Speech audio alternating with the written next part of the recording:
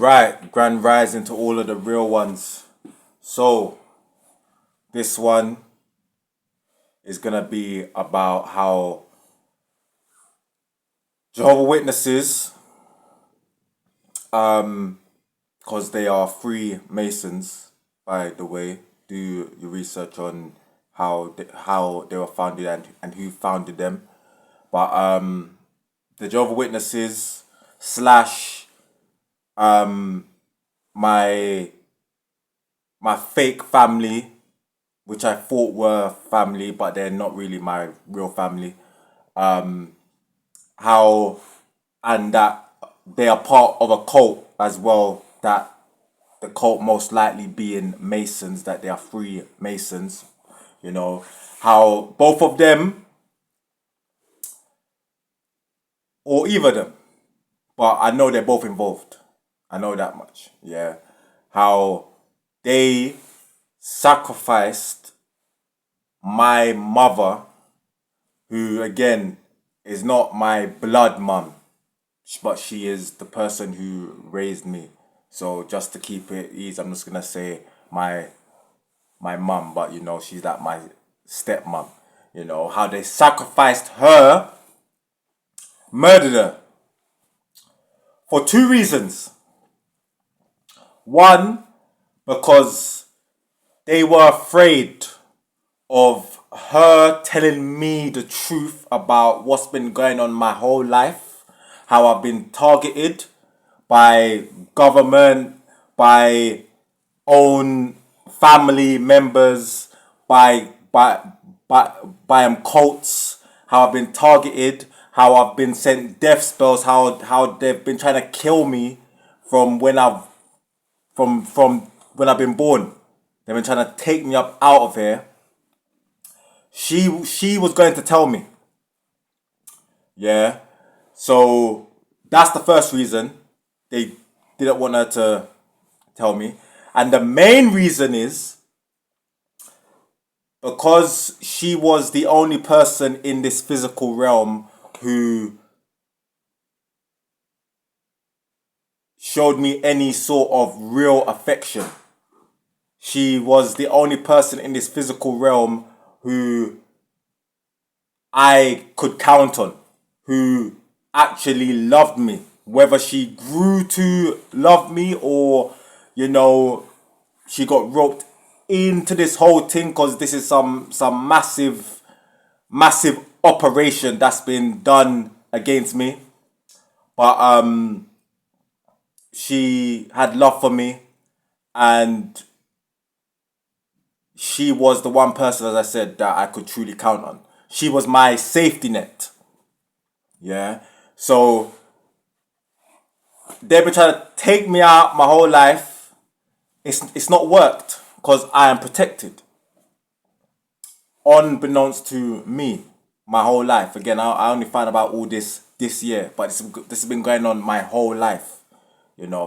So they were trying to kill me, send people in to physically kill me, send me death spells, kill me, not worked. Send mental health spells to try and send me all crazy, not worked. Yeah. So to deal with two problems at once, they murdered her through magic. Yeah.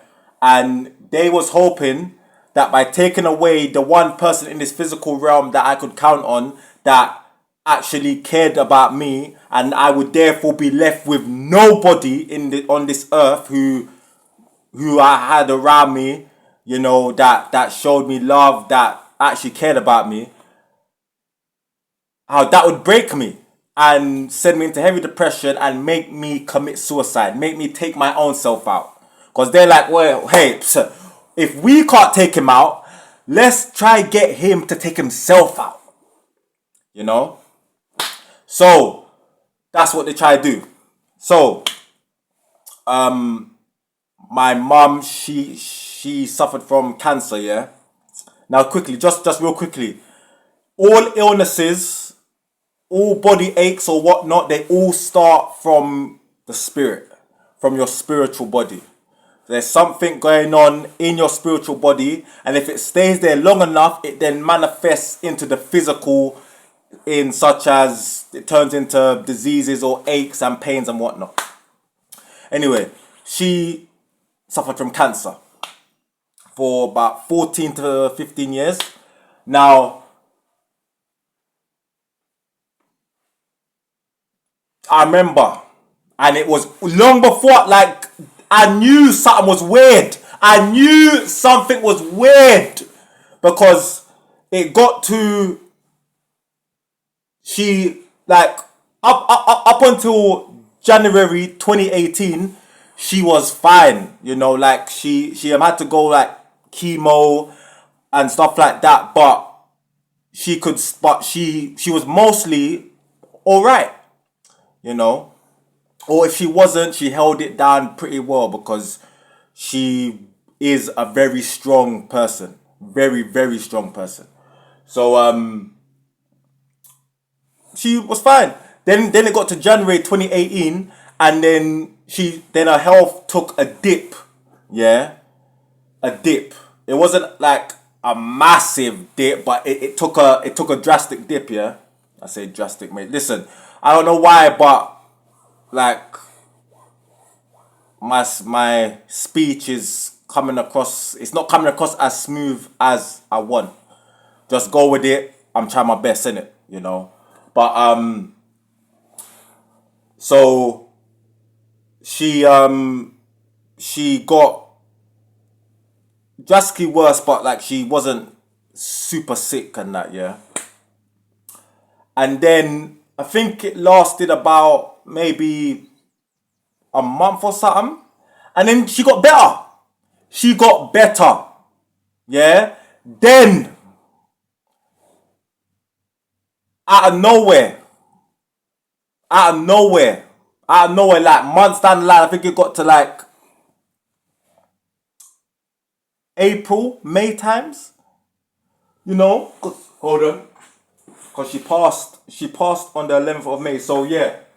April times. It got to April, and then out of nowhere, April comes and her health took a nosedive instantly, like straight all the way down.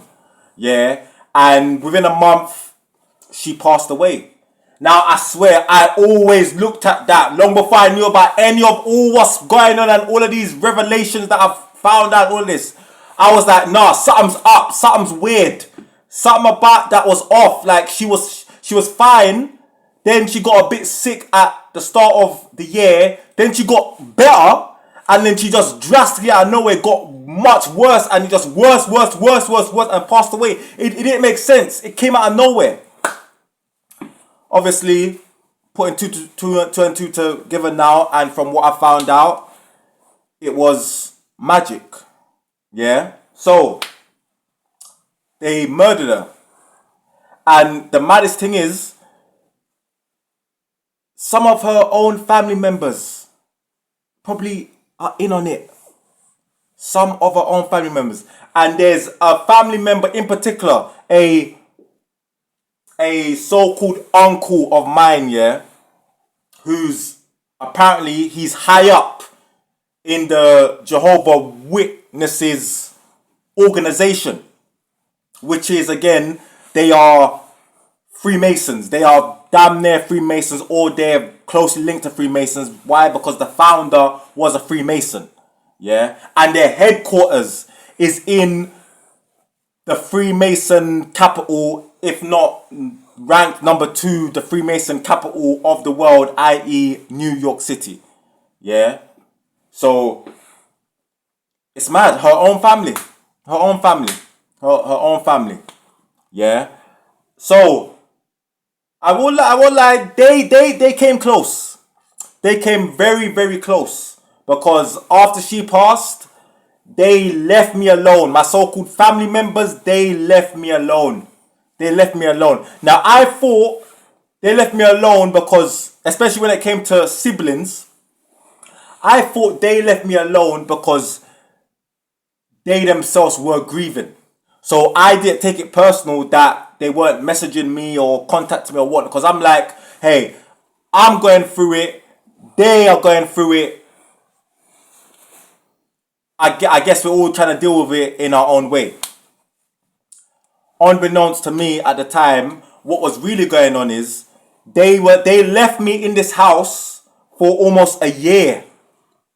I remember almost a year I was in this house after my mum passed. For a year. Heavily depressed. Damn near suicidal. I had knife to my wrist so many days. Wanting to cut myself. Never even cut myself though. Again, not realizing that I had my spirit team which was strengthening me through this and were with me. Because another thing, it's mad. I was in this house, but I never felt alone. Never. And I've always felt like I've never felt alone. I've never felt like there's no one around me. And I was like, it's weird. Like, it's just me here, but I don't feel alone. You know? Obviously, the ancestors and the spirit teams, angels and whatnot. Yeah? So, they wanted to leave me in this house. Me to kill myself. Them turn up to the yard, see my dead body and celebrate. Like, yeah, mission accomplished. We did it. That's what they wanted. You see, it's mad as well because even my brother, I even spoke to him about this, where it was during, I think it was just after the year where I called him and I was breaking down to him, like I was like in tears. I was breaking down like you lot don't know that I could be in this house, that I'm in this house and I want to kill myself, and you lot would never know that I've killed myself, and you would only know that I've took myself out once you lot eventually decide to turn up to the house, bust open the front door and see my decomposing body right there. Then you lot will clock. And he was like, nah, it is true. It's true. It's true. It's true. It's true. So again, confirming that they knew. And that was the plan. Leave Kyle alone to himself. Don't contact him. No one chat to him. During this time as well, send him depression spells, suicide spells, and fingers crossed, he takes himself out the game, and with one. That's what they wanted. Of course, it didn't work out like that, because I'm still here breathing, and I've come through the other side of depression, of suicide. All of that is gone. So it's over. It's game over. It's game over. They can't take me out. I'm not going to take myself out. The whole game is wrapped up. Hasta la vista, baby. The game's done. It's finished. You get me? You know, it's game over for those lot. You see me? So, and the mad thing is as well, that's what I want to talk about. The mad thing as well, I realized that my mum, she was conflicted like throughout her life about the situation. Because there would be times where she would break down, like, let's say, because I've got triggered by a family member here trying to trigger me on purpose, and I get triggered through reactional abuse. There was a few times where she would break down, like she'd just collapse and all of this and all of it, like. And now looking back and analysing everything that I've learned and analysing my whole past and my whole life, she felt like she was in a rock in a hard place. She did. Because she wanted to tell me, but she felt like she couldn't because of the amount of people that were against me. Government against me. Government targeting me. Cults targeting me. You know, her own family targeting me. You know, everyone was targeting me. You know, and she probably felt like, all right, like if I do tell him, then what? Then what's he gonna do? If I tell him, like, what can he do? I'm gonna tell him, and then, like what? Then they might just try and kill him more, or they might try come and kill her, or like. All I know is she felt like a rock in a hard place. Hard place. Yeah. And also how the Jehovah Witnesses / freemasons, how they tried to recruit her just before they abducted me, or my real mother gave me to them. They tried to recruit her, and she said no. And I touched on this in another video, where later on down the line, when I was 14, they came to the door and spoke to me. And then that's how I got involved with the Jehovah Witnesses, for like, where I was going meeting for like 7-8 years, and then like when like 2-3 years after I started talking, so when I turned like 17, she then jumped in, and then she became a Jehovah Witness later down the line and started her own study with them, and rare. So it's all mad. This whole operation is a massive operation, and this is all gonna come out. Like what I'm saying now, this is all stuff that's gonna come out. It's gonna come out. It's gonna become known. What's going on? I'm just sort of like speaking on it now. You get me? Because I feel to. But yeah, so just wanted to put that out there. That yeah, man. Every single one of you that are involved, you're all gonna go straight to hell. You're all gonna burn in the underworld for a good long time, maybe even an eternity, for it's what you deserve. And my mum, she's actually part of my spirit team.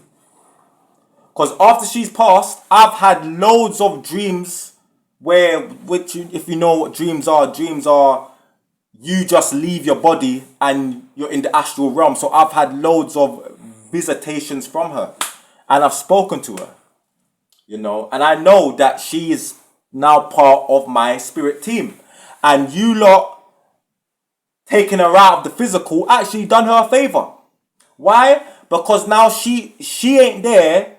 She ain't here in the physical. She ain't gonna get the brunt of the judgment that you lot are gonna get. All of you that are involved, you are all going to the underworld. Her, on the other hand, she is on my spirit team, helping me. So, boy, again, another example, just like how all of the death spells and the gang stalking and all of this thing, yeah, that you lot have sent to me, and I've transmuted it, and I've turned it into strength, into power, into wisdom, which I now use to share with the masses them. It's just backfired. It's all just made me stronger. It's all just been used as a footstool of mine to climb up the ladder. So yeah. Is there anything else on that I gotta say?